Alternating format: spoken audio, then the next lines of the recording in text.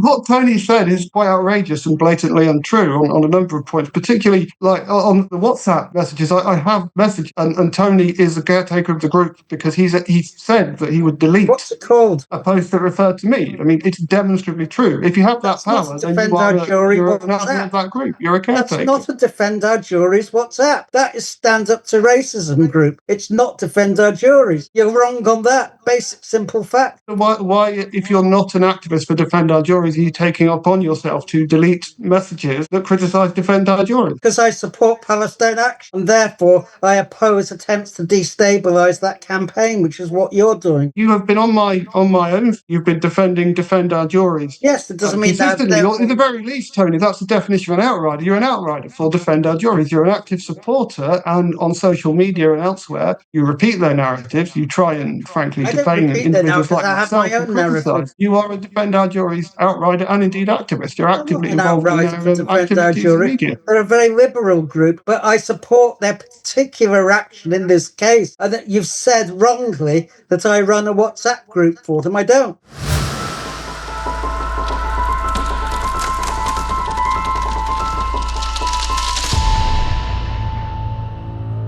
Hello and welcome to the Deep Dive Perspective. We've got a show for you which is going to untangle what seems to be emerging as an online spat with those on the left.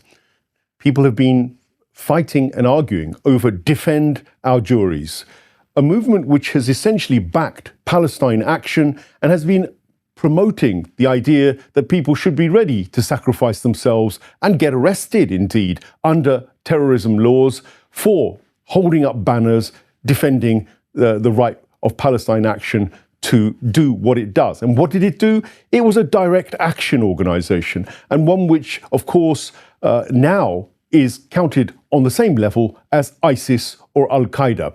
Is it fair? Isn't it? That's something that we're going to unravel. Reality is that the left itself has kicked off a war of words. Tony Greenstein and Dr Phil Bevin are two of the individuals who've been exchanging views across social media, and it's obviously something which needs to be addressed. Coming to you, first of all, Phil, what do you think is the case that you're making going to achieve, and what is the actual objection that you have to Defend Our Juries? Before I begin, actually, because you mentioned you mentioned the witch hunts that took place under Corbyn, and I just want to, for a moment, just acknowledge that and say, just to make it clear that I didn't agree with the decision on Tony Greenstein then, and I don't agree with it now. I want to make clear that I was one of the people who internally was fighting against the attacks on activists and raising concerns, particularly about what the focus on anti-Semitism over and above all else would mean for other groups like Muslims in particular. I just wanted to make it clear before I go on. Thank you for that. That gives us context. I think in the way of context, you've been very closely watching the way that Defend Our Juries has been operating, and you're a supporter of the pro-Palestine cause, I know that, but your objection to Defend Our Juries has gone as far as maybe even, I think, from what I read, allegations of it being a Psyop, part of a broader establishment effort to create certain confusion, and you're actually against it. Tell me why you're against the Defend Our Juries campaign. Well, I'm against it overall, I would say, in summary, because I think it does far more to hurt the Palestine cause by making sure that people who are pro-Palestinian are in jail as opposed to being free and speaking out. And actually, the reason I believe it is a Psyop, and I do think it is a Psyop or psychological operation, to use the term that the intelligence services themselves use, is sort of it's come from a slightly strange angle.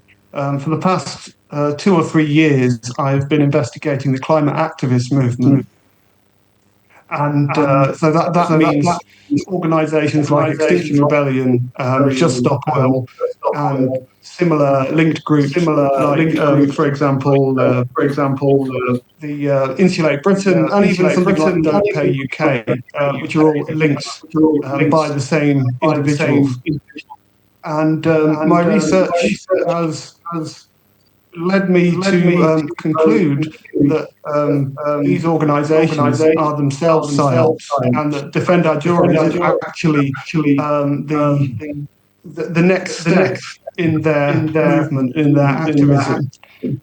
And I know that because of comments made by people involved themselves, which are publicly available. And if you have a look at their relationship to the police, it's also very interesting because the Metropolitan Police, although they may have intervened in a couple of their online meetings, they have never permanently closed down the websites and social media of the organisation. The Defend Our Juries has explicitly stated on X that it supports Palestine Action, which is obviously a prescribed group at the moment. And nevertheless, the account is still up, it's still active. The website is still active as well.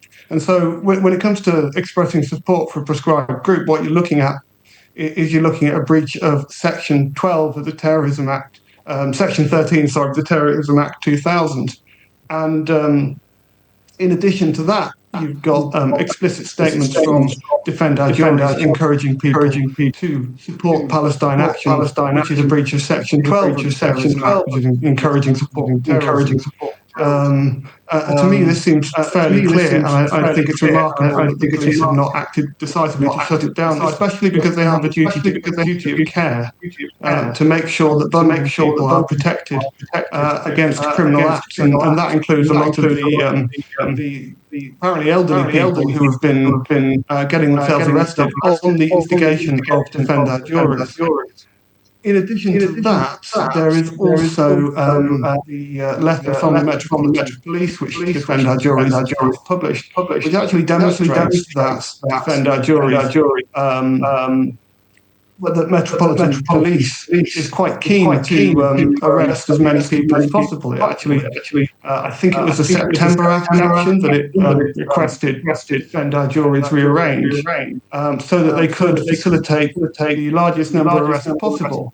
Now, the declared purpose of Defend Our Juries is to supposedly overwhelm the system by getting so many people arrested that it can't cope.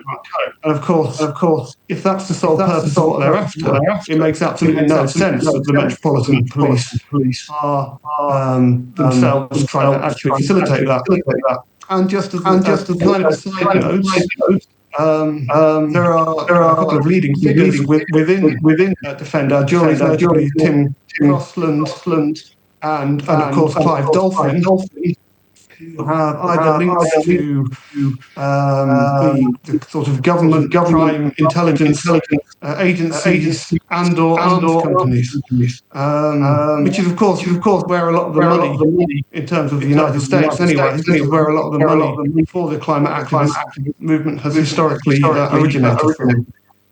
Well, that's a lot to unpack there. We're talking about intelligence agencies here. We're talking about a failure in terms of the actual goals that Defend Our Juries are stating. I'm sure that Tony's going to come in and give us the counter narrative. Tony, welcome to the show.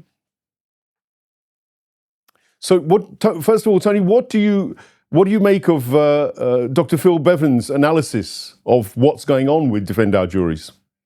Well, I think it's just a fantasy web of conspiracy theories built on conspiracy theories. It's just really quite incredible. We have the unprecedented banning of a protest group under terrorism or anti-terrorism legislation. The first time that they've ever made such a move. I mean, many of their prescriptions are bogus anyway, like that of Hamas. But Palestine Action is a peaceful protest group. And that has angered thousands of people. And Defend Our Juries has, if you like, been the coordinating element. There is absolutely no proof that Defend Our Juries is a government psyops. I mean, I can quote, and I hope you're able to hear this. It's Defend Our Juries is where the interests of establishment media, military intelligence, and Zionism converge. I mean, that is fantasy land. That is really beyond even conspiracy theories. And what evidence has been produced about this? That the Metropolitan Police sent them a letter. Well, it sent them a letter because they were in danger of being overwhelmed that particular weekend, which I can't remember which one it was. But the mere fact that they sent the letter is proof, really, of how solid and how well supported the actions are. And I know many people who have gone on those protests. I also know many people, because I'm under a suspended sentence for going on a Palestine Action outing. I know many people in Palestine Action, and I've never heard one of them dissociate themselves from Defend Our Juries or say that there's something suspicious about them. Quite the contrary. People are really enthused about the campaign that they've run. And so I find it even more remarkable that Defend Our Juries, which was set up, if you remember, when juries were being prevented from actually hearing the defence speeches and the reasons why people went on protest. I mean, it is a civil liberties organisation. It's a liberal group, despite being described by Phil in some of his writings as a spokesman or an activist for Defend Our Juries. I am neither. But of course, I support them wholeheartedly. And what we have is really a McCarthyite guilt by association. Tim Crossland has never hidden the fact that he was a government lawyer. But the fact he was a government lawyer doesn't therefore mean he's still in the government. Are you going to describe Craig Murray, who was an ambassador for the United Kingdom abroad, as also someone who's part of the deep state? Are you going to describe other people, ex-CIA spies, for example, Chelsea Manning, for example, Edward Snowden, all sorts of people that have been part of the establishment and who have defected because they no longer believe in that narrative, in what they were doing. I think we should welcome people who are traitors to the ruling class. It's our traitors that we should be worried about.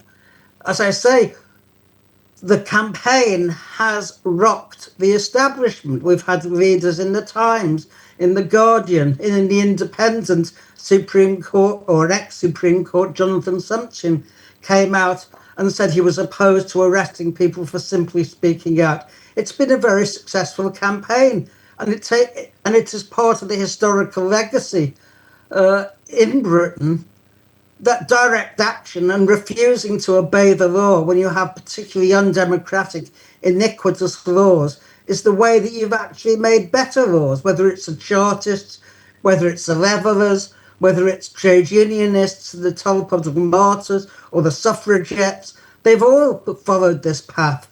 And to date, no one has accused them of having been in league with the very government they were campaigning about. So unless there's very hard evidence, and I mean hard evidence, that DOJ is in league with the government, I have to dismiss this as complete conspiracy fantasy land, which Phil is engaged in. He's obviously got tied up with his own rhetoric to a large extent. And that's why, for instance, when the Court of Appeal decided that not only would the judicial review go ahead, but there would be 2 additional grounds, Phil described it as untrue. There was no connection, he said, between the protests on the one hand and the decision of the court on the other. But that's simply not true. If we look at paragraph 59 of the judgment, it says we consider that on the facts of this case, the judge was entitled to conclude that the remedy was not adequate in the circumstance. We consider that the fact of a judicial review will be a more expeditious means of challenging the order, given the public importance of the issues, and here I emphasise, and in particular the fact that persons were facing convictions for acting in ways made criminal as a consequence of the order. There it is in black and white. That is particularly the case, as we are told, a number of persons have been charged and faced criminal convictions for actions taken in support of Palestine Action. And it goes on to say the judge was entitled to conclude for those reasons that judicial review would exceptionally be appropriate, even if an application for deprescription with a right of appeal to POAC, if the application were refused, were intended to be a means of challenging the making of an order. I mean, it is there in black and white. In particular, the fact that persons were facing convictions. Well, who were these persons? The persons that Defend Our Jury had organised in the first place to actually challenge that banning of Palestine Action. But as I say, not only have the protests been successful, but they are the largest protests of their kind for maybe 30, 40 years, ever since the poll tax protests. And what Phil is doing is really decrying the fact that thousands of people have become worked up and are protesting, and that the majority of the population disapprove of the banning of Palestine Action. So what I'd say to Phil is, if you're condemning and criticising Defend Our Juries, and implicitly you are criticising Palestine Action as well, what is your strategy? Do you have a strategy? I mean, from what I can see, all you're trying to say is, well, people may be convicted and their careers may be affected. Well, because it's mainly elderly people, they don't have careers in front of them. So that problem is negated to begin with. But it still comes down to the fact that I can't think of any other method of challenging the prescription of Palestine Action and making it a very live issue for political and public debate, other than to do what they do. So I'll leave it there for the moment, and no doubt we will go back and forth. Thank you, Tony. That's given a chance for both of you gentlemen to lay your stall out, and there's some really powerful arguments there. I think, of course,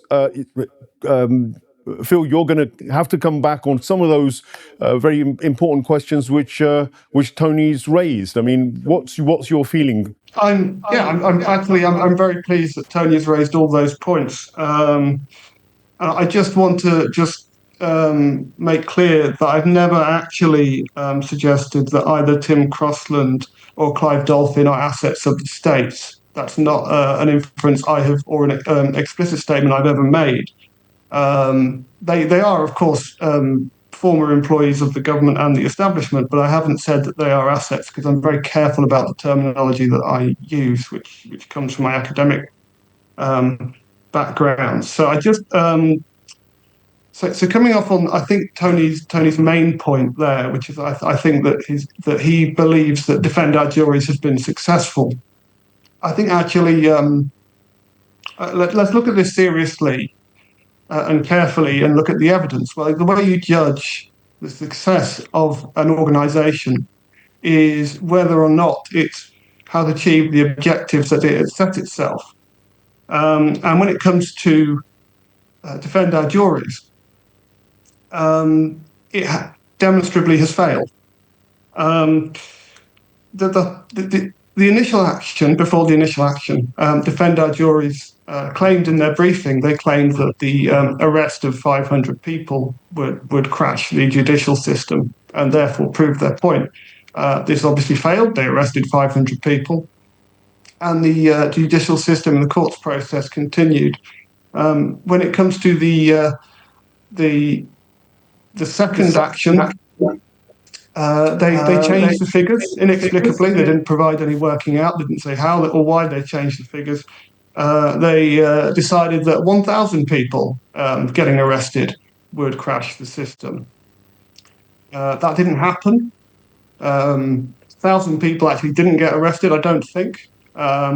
but nevertheless, it didn't crash the system. And so they upped the ante again for I think it was a September or October activity, and it was 1,500 people. So they're not being transparent with their numbers. They're not telling people why these figures have come about. And quite clearly, their strategy isn't working, or they wouldn't have to keep changing the goalposts and moving the goalposts there. This is a failed organisation. It hasn't achieved its aim. And the only thing it has achieved is actually getting thousands of people arrested and prosecuted on terrorism charges. And now everything rides on this Palestine Action judicial review. So you've got the fate of thousands of people. And I don't agree with Tony's point on them being old and therefore it not really mattering because they don't have careers ahead of them.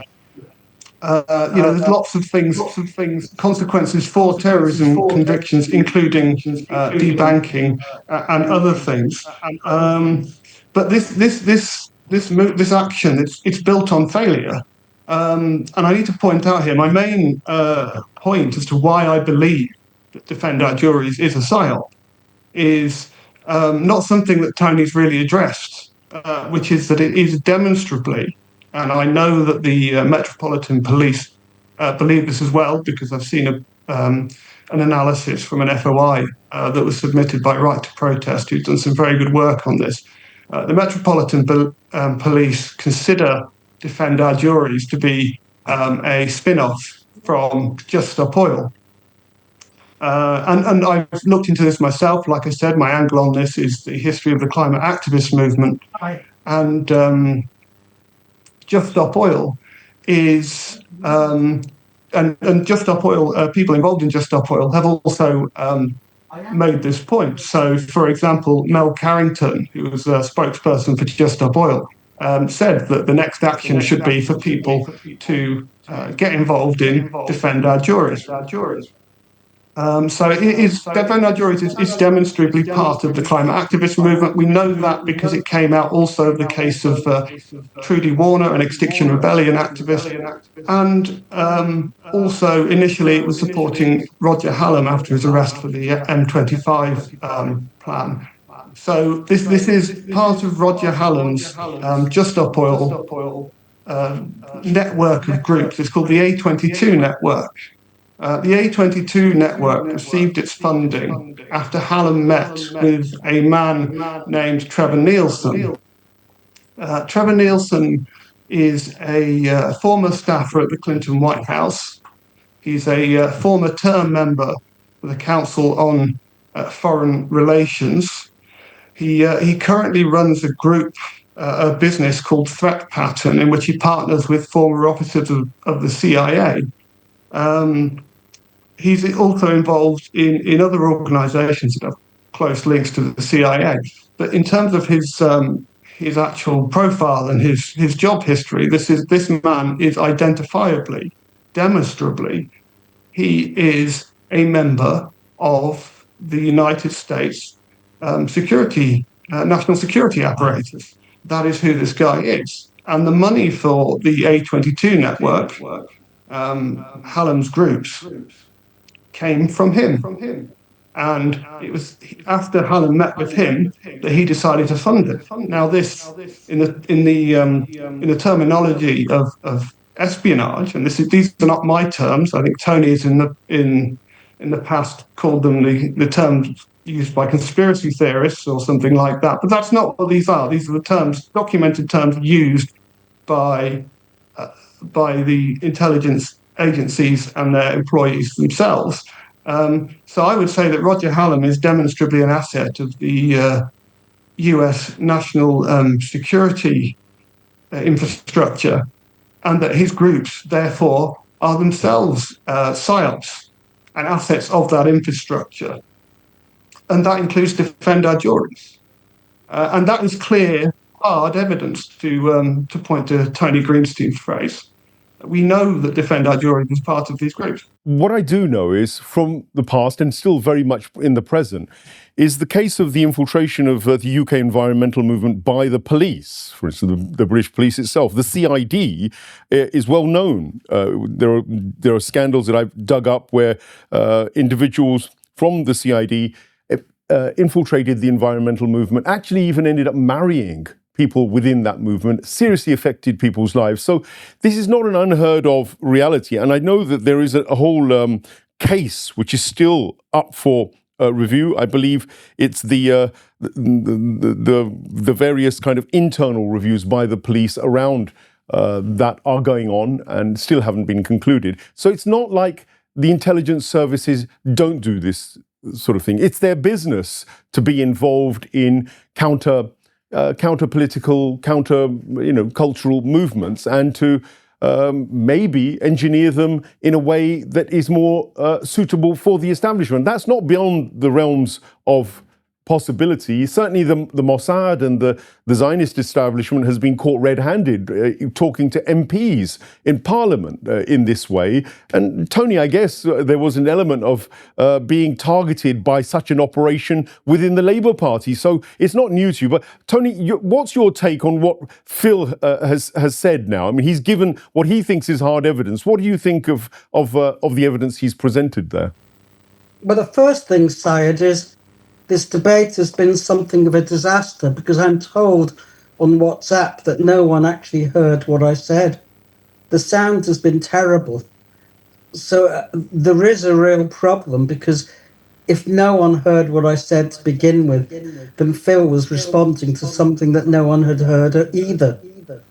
The main point I made was that Defend Our Juries has launched what was a successful campaign.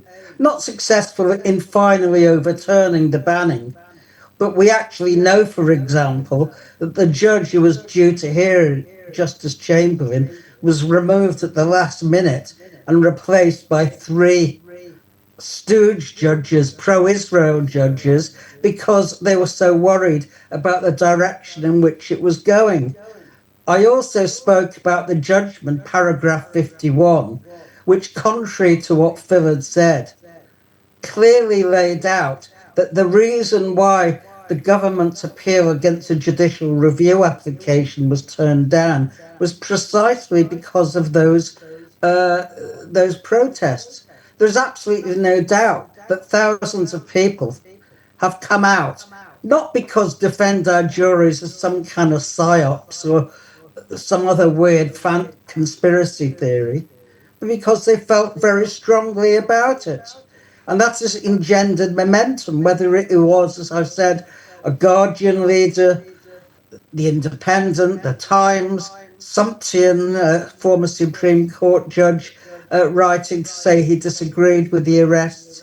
It's engendered a debate which hasn't taken place, and it's in a fine tradition in Britain of people taking direct action and refusing to obey laws which they disagree with fundamentally because they breach fundamental democratic rights. And I asked Phil a question: what strategy do you have apart from trying to undermine the existing protests?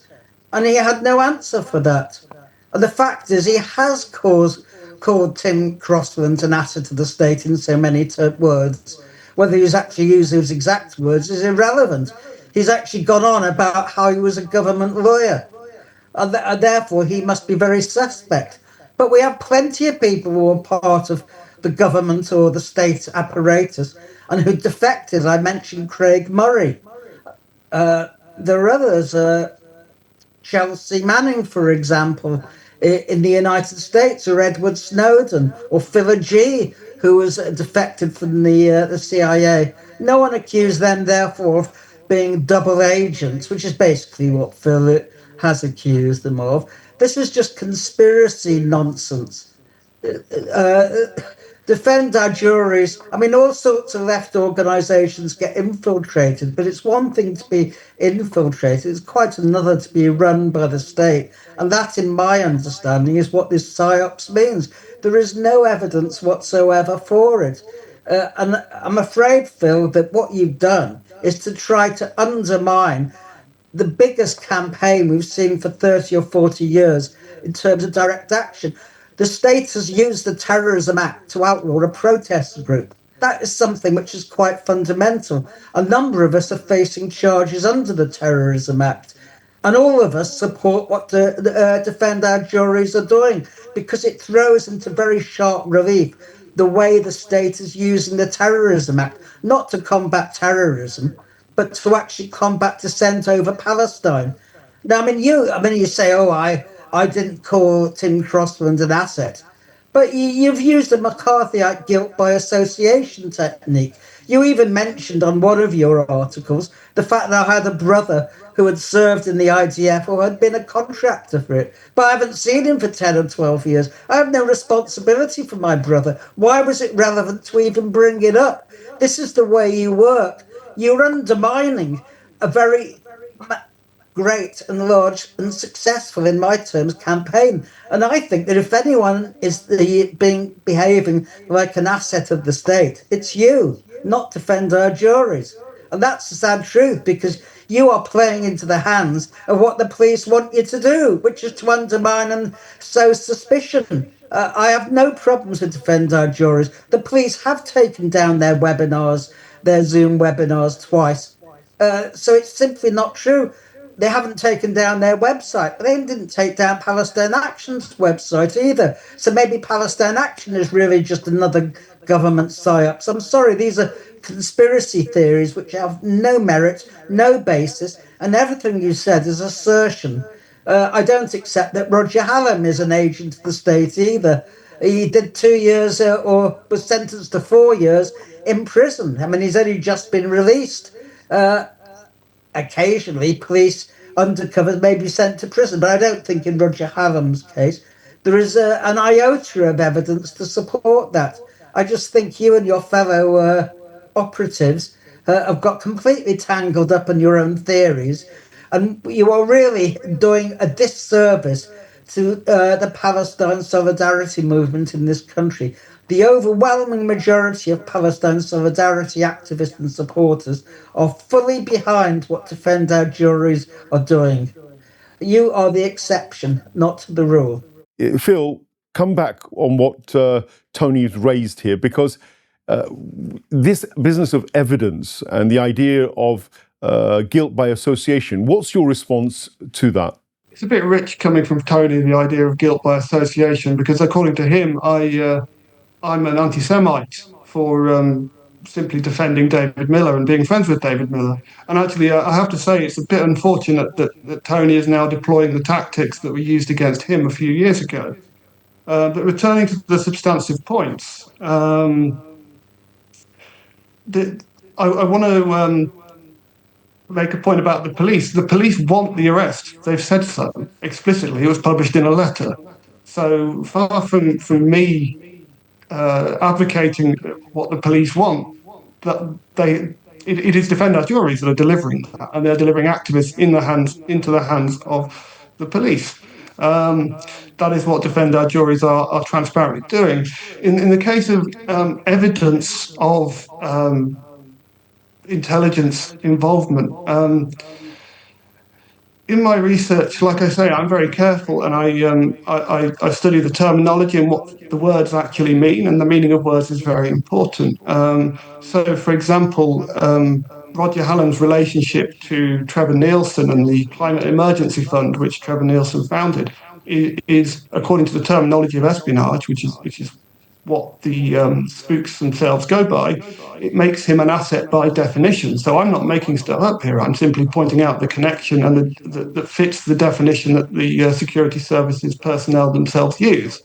So I'm not making this up. It's real. This was published in the Sunday Times.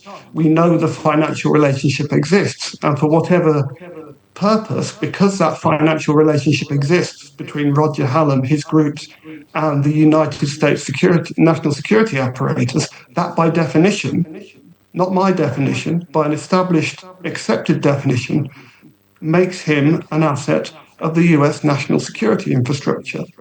I also want to come back to, because I didn't previously, I want to come back to Tony's point about the ruling, the ruling on the government's attempt to block the judicial review. Tony's actually wrong. He's quoting the quote is correct, but he's quoting out of context. and therefore he's misunderstood the meaning of the judgment. So he said it was paragraph 51. It was actually paragraph 59 that he was quoting from. So if you actually read the document carefully, preceding paragraph 59 is paragraph 56, and that is quite clear that actually the judgment is not based on supporters of Palestine Action coming out through protest. In fact, it is 56, and indeed 59, if you read it carefully, makes it explicitly clear that that is not the reason for the decision to block the government's, to stop the government's attempt to block the judicial review. And I can read it here. And so the document says, in our judgment, the process of applying for deprescription and an appeal against a refusal is intended to deal with another situation, as opposed to, this is contrasting the High Court appeal with the government's favoured prescribed organisations appeals committee process, because the government was arguing that it didn't need to go to judicial review because there was already a process in place. And the court was saying that actually, no, that's not the case. And so in terms of this, the government process, the POAC process, the judgment says, it is most obviously, though not exclusively, a means of bringing prescription to an end. And this bit's important, when circumstances have changed. It is not for overturning the judgment to, and I'm paraphrasing here because I don't want to go on too long, but it is not for overturning is overturning a judgment that has been made, and for demonstrating that the original judgment, the original prescription, was invalid. So through the POAC process, you couldn't actually overturn the prescription. You could only actually have Palestine Action removed from the list, but the original decision would still have stood. And that's what the court is saying here. And that is the reason that they, in fact, came down in favour of the judicial review. Now, the point that Tony was citing was actually was a supplementary point. And it was actually saying that even if the POAC process had been judged to be the correct process, which in this case it wasn't, so this wasn't the judgment that was made, even if the POAC process had been judged correct, because, one of the key words here is, keywords here are even if, which is in the document itself, and that's in point 59, and in exceptional circumstances. So if the attempt to argue that the judicial review was the correct process for overturning the prescription had failed, the judge was saying there was still the exceptional circumstances option, which would itself have been valid in this case. There's some important points to make here, which is the judgment was not made on the basis of support for Palestine Action. That is, as Tony said, in black and white in the document. He is demonstrably wrong. The judgment was made on the basis of which was the correct procedure in law. And the correct procedure in law in this case is judicial review, not POAC. And the other important thing to remember here is each of these cases is going to be dealt with on a case-by-case basis. So while the exceptional circumstances provision might apply to Palestine Action in this case, it doesn't actually establish a precedent because they're all unique. Each exceptional case is, by virtue of being exceptional, unique, or at least close to being unique. So my point stands, Defend Our Juries has achieved literally nothing. It has not led to the prevention of the government's attempt to block the judicial review. That fell on a point of law that was already established. And yeah, so I rest my case on that one. Tony is demonstrably wrong on point of fact in saying that Roger Hallam and his organisations are not assets of the state. Well, I say in terms of the terminology used by espionage services themselves, and he's wrong on point of fact that Defend Our Juries have achieved anything other than the mass arrest of pro-Palestine activists. Yeah, Tony, again, Phil's made another riposte there. I know for a fact that one of the solutions could have been, rather than getting people arrested in this way, could it not have been possible that the legal cases of deep prescription could have been dealt with by educating the public, about the law through sort of just campaigns and advertising, etc. Do you think it was absolutely necessary that people had to get arrested? Putting those banners up saying that they literally supported Palestine Action gave the police the exact excuse they needed. There was absolutely no doubt they were going to get arrested, and it's over 3,000 now, I think, according to one of your articles that I read. Do you really still believe it's worth it? And also, Phil saying it's failed. Do you take on board any of his arguments, or are you still? No, I don't. reticent? I don't take on board any of his arguments. I mean, what you've said would have applied to any direct action movement in the past. You could have equally said, well, the suffragettes should have just educated. They shouldn't have gone out onto the streets. They shouldn't have tried to burn down Lloyd George's house or various racecourse stands or do any of the other things that they did. But one of the best ways of educating people is precisely by engaging in those kind of protests. And this was a protest which had the support of thousands of people. It was a movement in itself, and it's movements which actually build struggles. It's not education in the abstract for academics who've got nothing to do with their time. They'll engage in conspiracy theories. But as regards Phil's point about the judgment, it is actually quite clear. This is the first time that a judicial review has been used to prevent a prescription taking effect. And of course, the judges could have decided that the prescribed organisation commission was the only route to take. But they adopted Judge Chamberlain's view, and they said very clearly in paragraph 59, and I'll quote it again since people didn't hear it. They said, "We consider that on the facts of this case, the judge was entitled to conclude that that remedy was not adequate in the circumstances. We considered that the fact that the judicial review would be a more expeditious means of challenging the order, given the public importance of the issues raised, and in particular, the fact that persons were facing convictions for acting in ways made criminal as a consequence of the order." And that is the crucial, if you like, sentence. And in particular, the fact that persons were facing convictions for acting in ways made criminal as a consequence of the order. You can't get around that. I do wish to read this out. Justified using judicial review rather than the process applying for an order to remove Palestine Action from the list of prescribed organisations. And it goes on. That is particularly the case as we are told a number of persons have been charged and faced criminal convictions for actions taken in support of Palestine Action. Well, why were they charged? Because Defend Our Juries organised a protest where they were arrested and charged.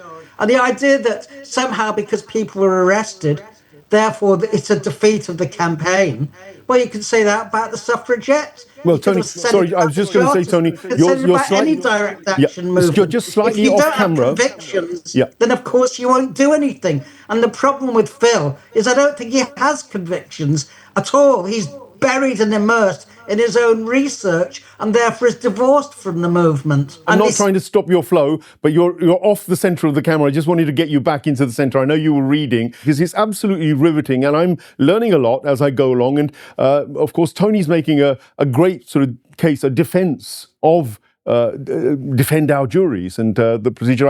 And I'm beginning to get my head round, the complexity and the detail of this. Why does it matter? For me, I think this whole issue of whether the left and those organizations which want to fight for the freedom and the justice and the genuine kind of values and rights that we have is extraordinarily important. And it's also sad to see, I guess, the left fighting each other over these things.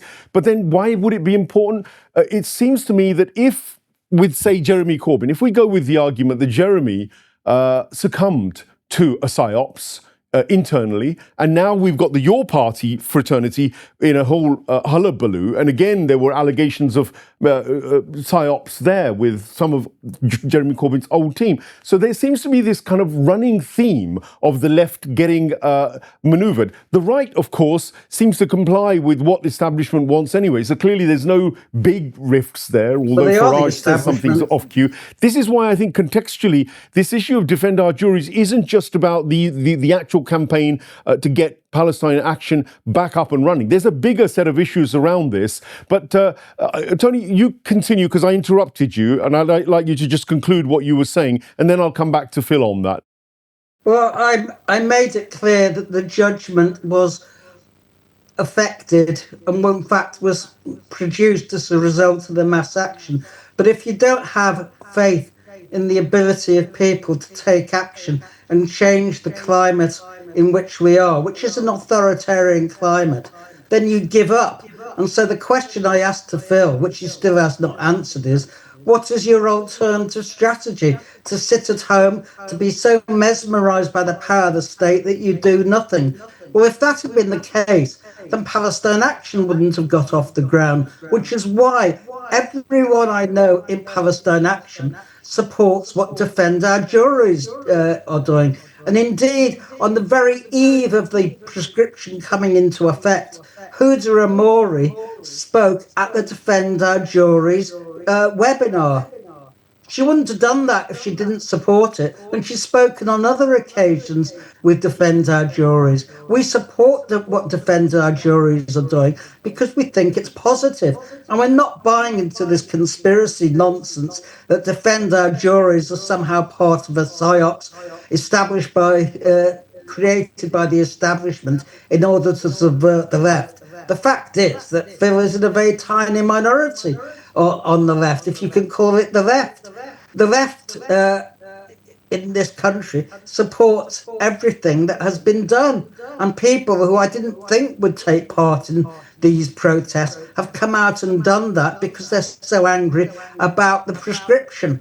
Phil is clearly not angry. He's more interested in exploring his own conspiracy theories than telling us what he would have done. And the fact is, he doesn't know what to do because he knows that that is the only way you can actually proceed. Phil, I've got to ask you then, what would be the alternative strategy? If you're saying this has been the subject of a psyop and the intelligence services have got their hands on some of these movements and organizations, what would your alternative be? What should the left be doing? Well, I need to, before I will answer that, and I keep getting distracted by trying to rebut Tony's points. I want to just come back on, again, his interpretation of the judgment. Tony is, as he's been doing throughout this debate, he's taking stuff out of context and ignoring the evidence that actually just proves his point of view to serve an argument that isn't actually very well substantiated at all. I also want to tackle the issue of the idea, of martyrs to the cause who were arrested, and that somehow being proof against there being state assets. That's just not true. The example of, for example, you mentioned the Spy Cops scandal, and between 2010 and 2011, it was revealed that one of the key players in that, Mark Kennedy, who had relationships with people in the environmental movement, was in fact a police officer. He had been arrested. He had been mistreated by the police, who it turns out were his colleagues. It's not, it's just part of the cover. That's what they do. They create a legend, and they use that to deceive and to spy on people. So Tony's argument rests on, one, dismissing all the evidence that I have put forward, and two, assuming that people don't behave like that, even though we know that they do. In terms of what I would do differently, well, firstly, Defend Our Juries has not succeeded. Demonstrably, it's failed in its own agenda. It has not done anything to advance the judicial review or the cause of that. I also want to point out here that Tony is actually an activist for Defend Our Juries. He runs one of the WhatsApp groups, at least one of the WhatsApp groups. He's a manager of it, and I know that because I've seen his comments and his messages from it. So he is much closer to this than he would like to pretend. He's not a disinterested observer.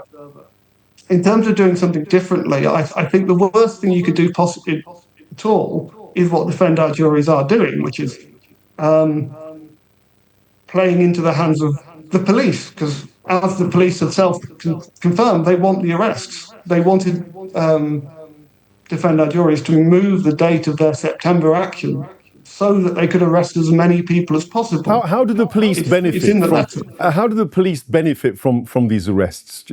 First of all, well, it's not just about the arrest, but from the arrest. So again, going back to my research, which is based on facts and evidence, not conspiracy theory. The facts show, and obviously not just me, but the Metropolitan Police themselves made this assessment in private, that Defend Our Juries is part of Roger Hallam's movement, the climate activist movement, which is itself enmeshed in various state, the word is cutouts and interests and funding, and that would include Zionist funding. And so if you're a Zionist organisation and you don't like pro-Palestine activity, one way to act against the pro-Palestine movement is to assure that quite a lot of the supporters of Palestine who are active and who go on protests get fed into the arms of the police. And this is a known tactic of what's known as agent provocateurs, and these have a long history which is well documented. So, for example, in the 1905 Russian Revolution, you had Father Gapon, who actually instigated the revolution. It turned out later on he was working for the Tsarist police, and he instigated the revolution to ensure that the uprising took place at a time and in a context that the authorities could actually put it down successfully. This is a historical fact. This is a precedent here, and so we know that these people operate like this. But there is a slightly more sort of sinister aspect to this as well. I go back to Just Stop Oil, which I believe proven. Like I said, my view is based on the facts that I've seen and the evidence that I've collated that Just Stop Oil is an asset of the US national security apparatus, because it is funded by the US national security apparatus and therefore fits the definition of a US asset. Now, as a result of Just Stop Oil's activities, the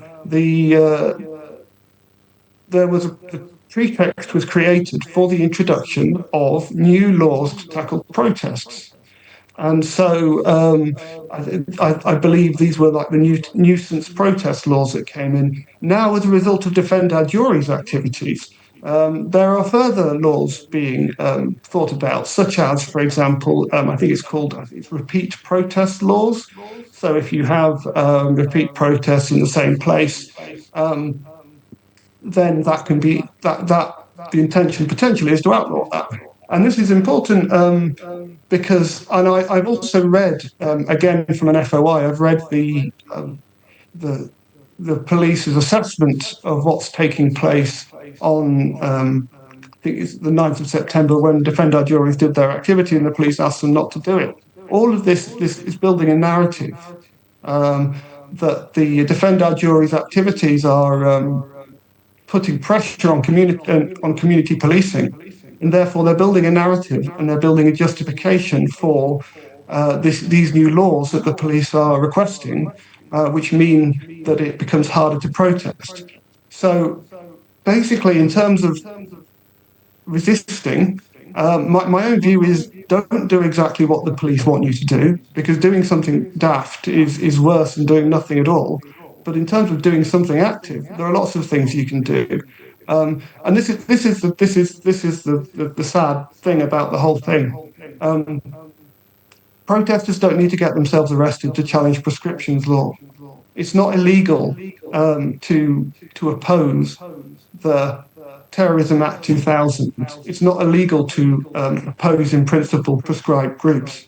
And this whole Defend Our Juries campaign is a total distraction from that. I mean, what's it going to result in? The deprescription of one group? The legal principle would still exist. The government could prescribe groups that it doesn't like. The legal principle is established by the Terrorism Act 2000. And so if you want to have lasting change, you protest and campaign to overturn that, which does not require you to get locked up or to have your future ruined, to have your bank account taken away and be prevented from travelling abroad. So my question to Tony, because he's asked plenty of me, is why did Defend Our Juries choose the most dangerous and disastrous route possible if they did not want their supporters to fall into the arms of the police? There are many, many other things they could have done. Why did they choose this route? Yeah, I'll put that straight to you, Tony. Why this route, given that Phil seems to be outlining another path that could have been less kind of damaging? I mean, I get the argument. I'm beginning to get the argument that the police would quite like, and the state would quite like people to exceed the limits, because then they can add more laws, because that's what they've been doing with the terror laws, been expanding them, incrementally as they've gone along. Do you think that we have to be wiser? And well, just straight answering Phil's question, could there have been better ways, and perhaps the way that he's shown? Do you take that on board?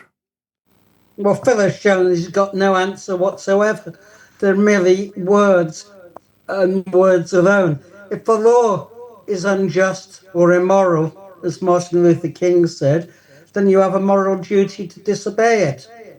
The law, for the first time ever, prescribed a protest group, a non-violent protest group. And the obvious method of challenging that was to come out and say, we support that group. And that's what thousands of people do. And when someone like Phil says he knows better than thousands of people as to what is the best way of breaking that law, that just shows an unparalleled arrogance. And he's wrapped up in his own conspiracy theories about who is and who is not an asset of the state. I have no doubt that Defend Our Juries strategy was absolutely correct. And the Palestine Action supported them. No doubt we could have done the same with Elbit. Palestine Action could have just protested, written to their MPs, but otherwise done nothing. It decided on direct action, which meant people getting arrested. It isn't we wanted people to get arrested, but because that's the price that sometimes you have to pay.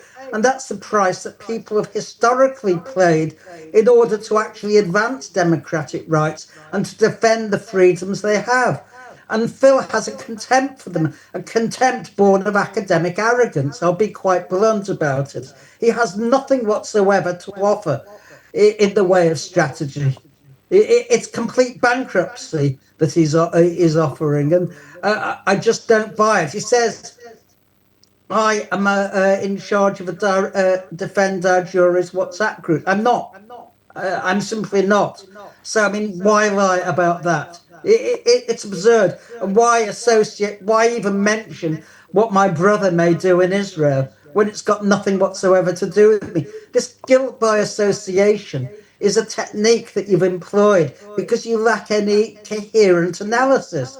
That's the problem. And when I said you were anti-Semitic, I did it on the basis that you supported someone, David Miller, who actually calls Jews who are anti-Zionists potential infiltrators. And he says that there's hardly any Jewish anti-Zionists anyway. He clearly doesn't see the mass movement in America as some kind of movement, if you like, amongst young Jews in particular. And he says there are no Israeli anti-Zionists, which is news to me, because two of them are under 23-month suspended sentences for Palestine Action. That's the basis. I don't say he has a personal hostility, but he supports someone who is anti-Semitic, I'm afraid. So that's not guilt by association. It's based as he says, on facts. But I've heard no facts from Phil, I'm afraid. And I don't believe he says he has these FOI reports. Well, he can't even read and understand a judgment which is in plain English issued to everyone. So if he can't understand paragraph 59 of that judgment, I don't put much faith in his ability to understand FOI reports and any other report. But anyway, I think this debate has probably taken us far. In fact, it's over an hour now, so we have progressed, I think, as far as we can. We've set out our store. Phil will no doubt go away, burrowing away into more conspiracies. But in the meantime, Defend Our Jury are expanding the protests, and we'll have to, because a judicial review does not seem likely to succeed, at least at the first hurdle, given the fact that the Ministry of Justice changed the judge at the last moment, which in itself shows the panic in the British state as a result of what's happened. And I'm afraid, Phil, what you have to say makes no sense whatsoever, and I doubt if very many people are listening to it either. But there you go. I can't stop you burrowing away in conspiracy theories if that's what your interest is in.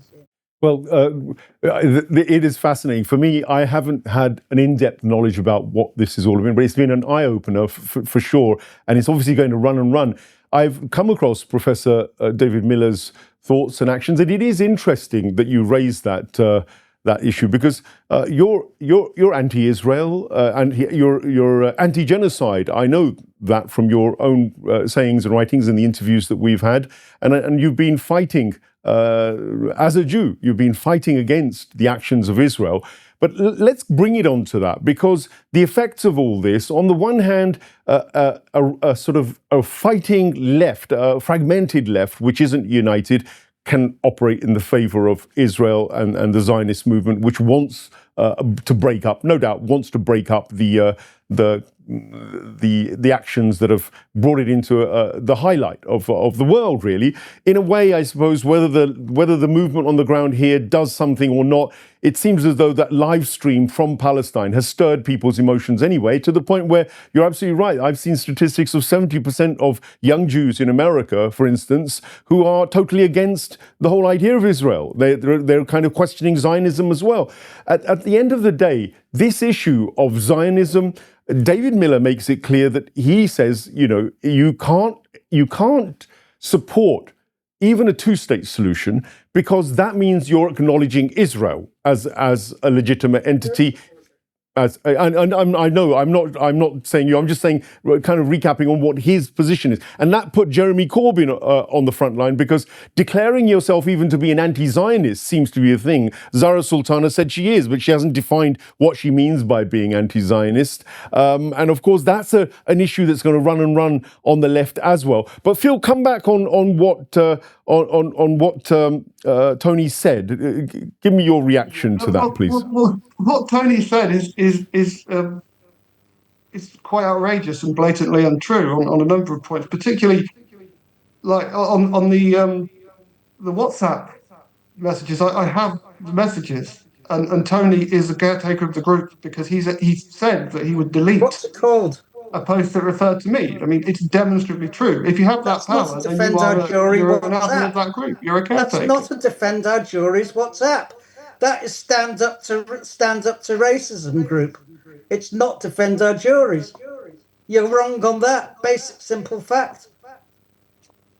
So why, if you're not an activist for Defend Our Juries, are you taking upon yourself to delete messages that criticise Defend Our Juries? Because I support Palestine Action, and therefore I oppose attempts to destabilise that campaign, which is what you're doing. You have been on my own feed. You've been Defend Our Juries. Yes, it doesn't mean that. At the very least, Tony, that's the definition of an outrider. You're an outrider for Defend Our Juries. You're an active supporter, and on social media and elsewhere, you repeat their narratives. You try and, frankly, defame individuals like myself and criticise them. You are a Defend Our Juries outrider and indeed activist. You're actively involved in their activities in media. They're a very liberal group, but I support their particular action in this case. And that you've said wrongly that I run a WhatsApp group for them. I don't. Simple as that. It's called You were stand up described, to Tony, racism. you were described as a WhatsApp group caretaker for them. In fact, the words that describe you from a member of that group, that you personally are a Defend Our Juries caretaker. It's on the message. I've published it. On the subject of the FOI requests, I have them.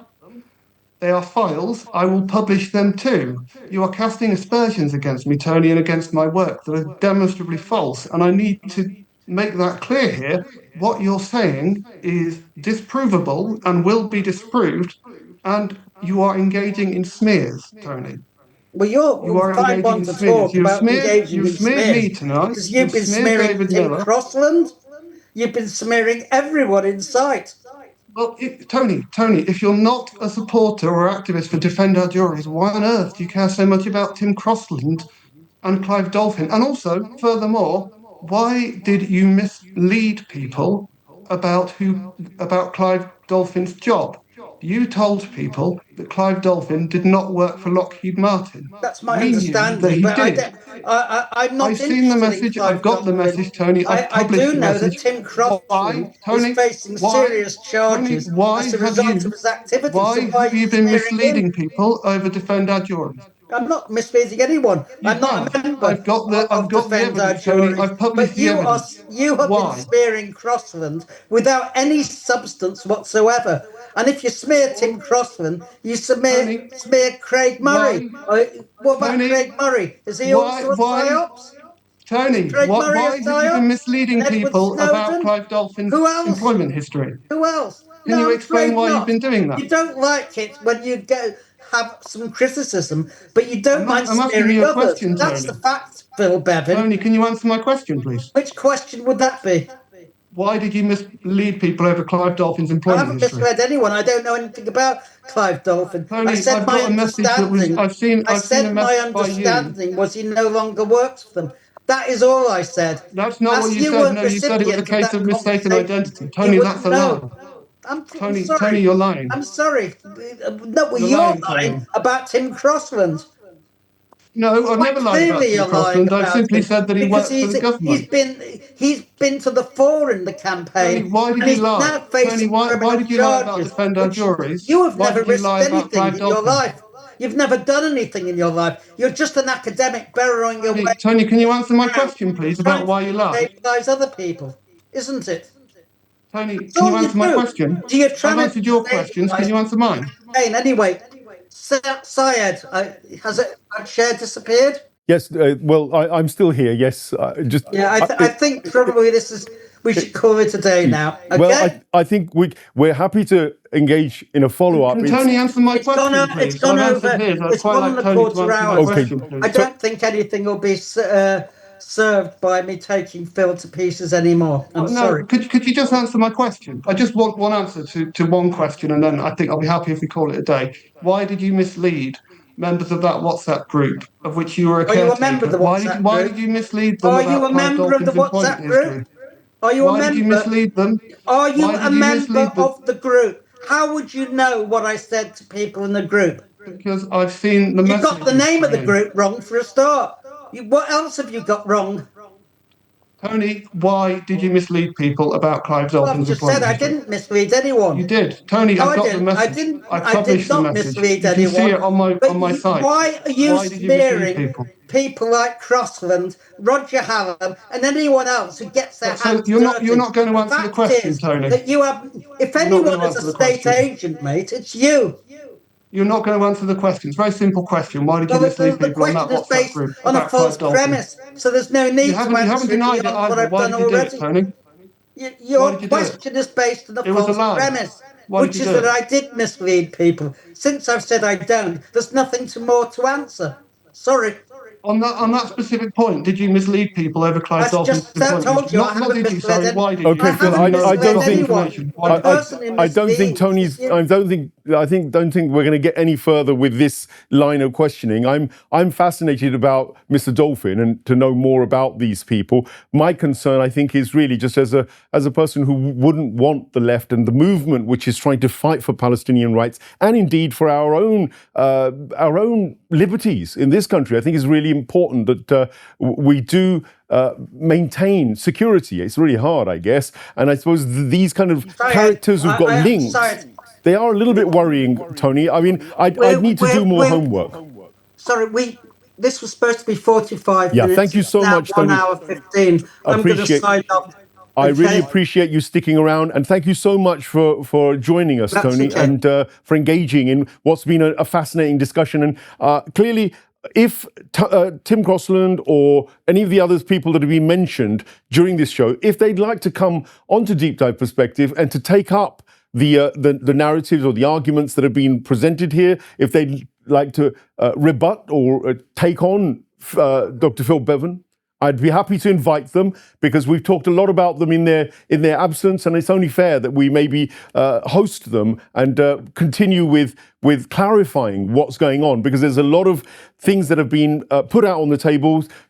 Phil calls them evidence. Tony, you say that they're conspiracies. The public, I guess, will decide, and I guess we're all going to have to get to grips with this, because what we don't want is the subversion of the left by establishment agencies, which I'm pretty sure they already want to do, and would like to continue the liberty movement that has been so successfully been going on over the last few years. But Phil, I think last concluding remark for both of you, please, without referring to each other and without sort of launching any more allegations or et cetera, or questions at each other. Your conclusion about Defend Our Juries and where you think the way forward is, as far as you're concerned. I think personally, well, my conclusion about Defend Our Juries is that it is demonstrably doing exactly what the authorities want it to do, which is leading pro-Palestine activists into the arms of the police. I also think that it's really important that we, when it comes to our research and when it comes to our arguments, we don't engage in casual smears, as we've, unfortunately, as I've been subjected to over the past few days and tonight. Everything has to be based in evidence. I'm quite careful about the definition I use in my work. My motivation, which actually I believe I've not really explained tonight, because I haven't, I've been so busy rebutting things that my friend who seems to have left the chat has been saying, is that my only reason for doing this is because I'm seeing ordinary people, often vulnerable people, being hurt by this campaign to no good end. And my activity here really is to make sure that actually, if I could prevent one person from being needlessly incarcerated and having their future ruined, regardless of how old they are, then I don't have a huge platform, but I'll regard what I've been doing as a success. Because we have seen that Defend Our Juries is demonstrably failing. It's had no impact on the court case whatsoever, and that is in the court documents. All it has done is led to the arrests of thousands of people who otherwise would have had bright futures. Well, on that note, thank you very much, Dr. Phil Bevin. I'm going to leave it to you, the audience, to sift through that. We will tidy up this program. We're sorry, again, apologise for the problems at the beginning of the live feed. It's the first show we've done in this way, and a few teething problems. But the debate was absolutely riveting. I really was fascinated to hear many things that I haven't done any research on, haven't heard about before. And it's just left me with the feeling that I do need to do far more research. These people who are leading these organizations need more work done on them. They are also going to be welcome to come and, as I said, present their arguments, because that's what it is about. It's about trying to get to the reality and the truth. And if they're innocent of all these issues, I'm sure they'll be able to present their case. But there are other individuals. It's not just Phil Bevin, and it's not just about Tony Greenstein. There are emerging camps around this, because Palestine Solidarity campaign was also accused and there have been allegations about people in the hierarchy or one certain individual who had strong links with, again, other Zionist and intelligence or deep state connected people. I'm not going to drop the names, but again, that's an issue that needs addressing, because once these rumors start and once this kind of continues, it can cause fracture and friction, and people need to probably be presented with the evidence more clearly. Tony sadly has left the show. Otherwise, I was going to give him another concluding set of remarks that he could have summed up his argument. But I think we got the gist of where these two sides are. One hopes that we can find some middle ground with it and continue the strength of the anti-Zionist movement. What I do know 100% is that the British establishment, which has been siding with Israel, which has been supporting the genocide, and the deep state that goes with it, and the Zionist and Israeli fraternity who have been liaising with the British establishment, they're all on the same side, and they will want the destruction of any opposition or any voice that speaks against Israel. We're being constantly censored as media, as non-mainstream media who doesn't toe the line.